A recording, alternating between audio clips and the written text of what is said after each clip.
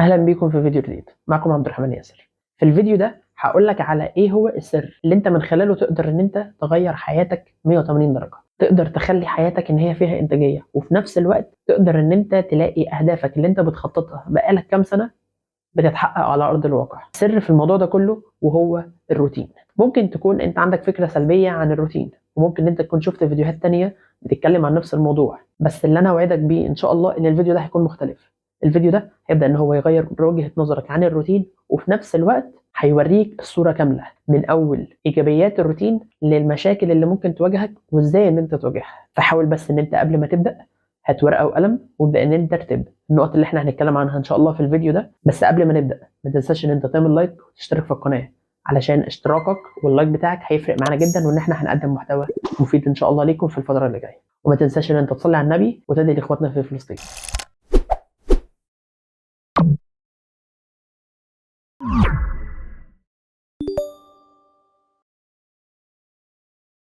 نبدأ، بس خلونا نعرف ايه هو الروتين. وقبل ما تبدأ ان انت تتعرف على اي حاجة لازم تعرف معناها. كونك ان انت عرفت معناها ده هيفيدك اصلا في ان انت تبقى فاهم الحاجة من قبل ما ان انت تبدأ.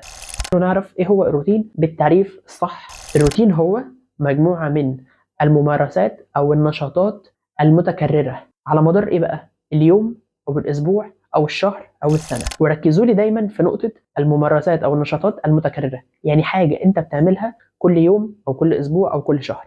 زي مثلا لو انت كل يوم بتصحى من النوم، دي بقت عادة.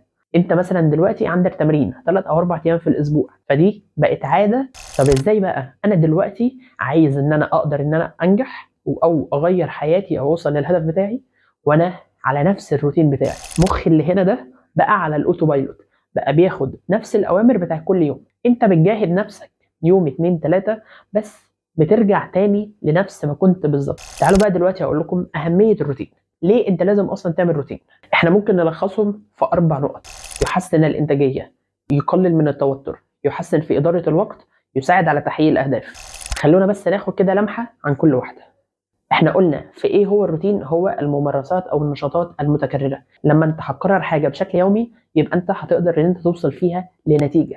ده بقى هو زيادة الإنتاجية. ما هو أنا مثلا دلوقتي لو أنا كل يوم بظبط نومي إن أنا أنام ال8 ساعات بتوعي، لو أنا بذاكر نفس الكلام، لو أنا بروح التمرين نفس الكلام، على أي حاجة في الدنيا لو أنت خليتها لمدة معينة، وهنتكلم عن المدة دي بعدين إن شاء الله. رقم 2 وهو تحسين إدارة الوقت. أنا مثلا لو أنا عارف إن أنا عندي في اليوم كل مهمة وقت معين، هعرف أدير الوقت بتاعي بشكل أحسن وبشكل منظم، وبالتكرار هبدأ إن أنا يكون عندي سيطرة على إدارة الوقت. لكن هنا في نقطة جانبية شوية. أنا عن نفسي ضد مصطلح إن إحنا بندير الوقت. الوقت محدش يقدر إن هو يديره، لكن إحنا بنقدر ندير نفسنا على الوقت. نفس الوقت اللي أنت ممكن تنام فيه هو نفس الوقت اللي أنت ممكن تشتغل فيه. رقم 3 وإن هو بيقلل من التوتر. ده بيكون من خلال إن أنت لما بتحط ممارسات يومية أو نشاطات يومية أو أسبوعية أو حتى شهرية، بتقدر إن أنت توصل فيها لنتيجة كويسة. فده هيخليك إن أنت تساعدك على تحقيق أهدافك، فهيقلل التوتر من عليك.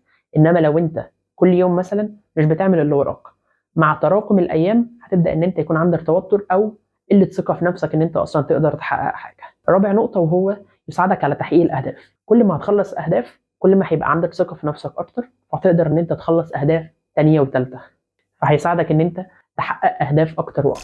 دلوقتي بقى هنتكلم عن ازاي ابني الروتين بتاعي. الروتين تقدر ان انت تبنيه في 6 نقط هقول لكم عليهم دلوقتي بالتفصيل. اول نقطه وهي ان انت تحدد اهدافك. انت لازم في الاول خالص تبقى انت عارف انت محتاج ايه.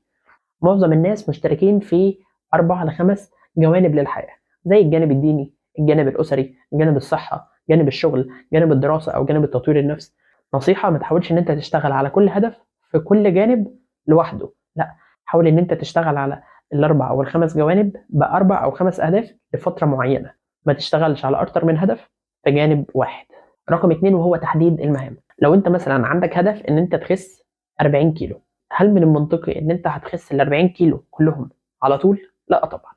انت هتخس ممكن كيلو او كيلو ونص كل شهر. يبقى انت لازم تكون عارف ان المهمه بتاعتك هو ان انت كل شهر تقلل من اكلك، تبدا ان انت تروح التمرين، تبدا ان انت تضيف نشاط لحركه ليك علشان تبدا ان انت تخس. فده ممكن بقى خده على المذاكره بتاعتك، على شغلك، على نومك، على اي هدف انت عايز توصل له. رقم 3 وهو ان انت ترتب المهام. ترتب المهام حسب اهميتها، وتدي كمان لكل مهمة وقت معين لازم تخلص فيه. رقم 4 وانا بالنسبة لي دي اهم نقطة في ال6 نقط، وهي ان انت لازم تبدأ ببطء.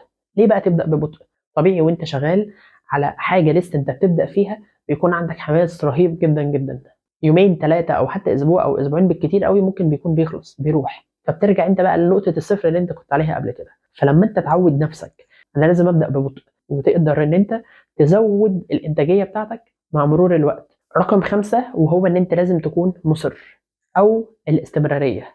طبيعي ان انت هيواجهك مشاكل في اي حاجة جديدة انت لسه بتبدأ فيها، فالمشاكل دي مش محتاجة ان انت اول ما تقابل مشكلة او اتنين تلف وتقول خلاص انا مش هقدر ان انا اكمل في الموضوع ده. لا، لازم تكون مصر وان انت تكمل وتواجه المشاكل دي وتحلها، عشان كل ما تحل مشاكل اكتر كل ما انت هتكتسب ثقة اكتر، فهتقدر يبقى عندك انتاجية احسن. سادس نقطة وهي كن مرن وراجع روتينك.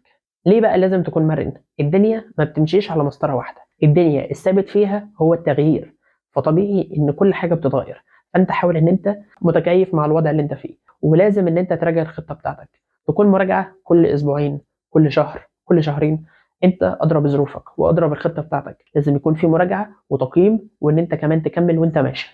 هقول لكم بس هنا على نقطة قبل ما نتكلم على ايه هي اهم المشاكل اللي ممكن تواجهك وكمان ازاي ان انت تحلها.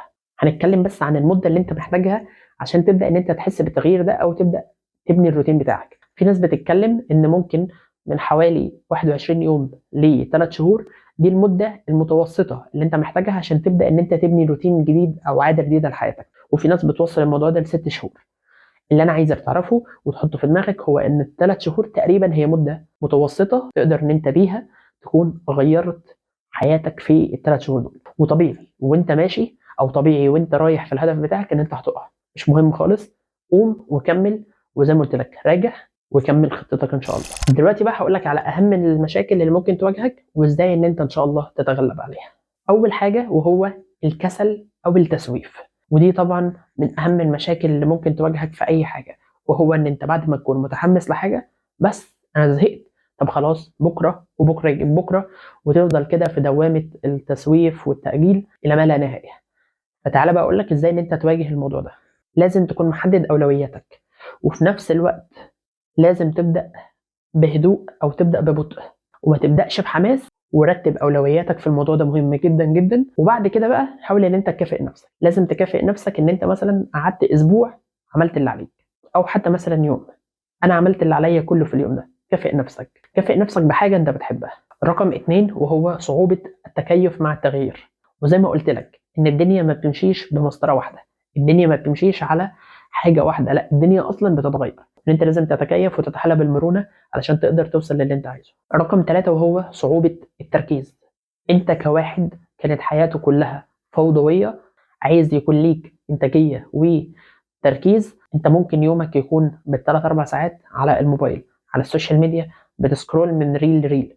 تتغلب على الموضوع ده لازم ان انت تكون في مكان هادي، او تعمل لنفسك جو يكون هو ده جو الشغل، هو ده جو المذاكره، هو ده جو الحاجه اللي انا لازم هشتغل عليها دلوقتي. ولازم ان انت تكافئ نفسك علشان التغلب على الحاجات اللي زي دي. حتى بس في البدايات الموضوع ده بيبقى صعب جدا، لازم ان انت تكافئ نفسك. ما تنساش ان الموضوع هياخد وقت، والموضوع هياخد طاقه منك وتركيز منك علشان تبدا ان انت تغير هيكليه دماغك وان انت تغير طريقه تفكيرك. فطبيعي ان انت هتقع وتقوم، لازم تقع وتقوم وتكمل، وده طبيعي جدا. وما تيأسش، وخلي عندك مثابرة واستمرارية. ما تنساش بقى لو الفيديو عجبك ان انت تعمل لايك وتشترك في القناة وتصلي على النبي عليه افضل الصلاة والسلام. اشوفكم ان شاء الله في فيديو جديد. السلام عليكم.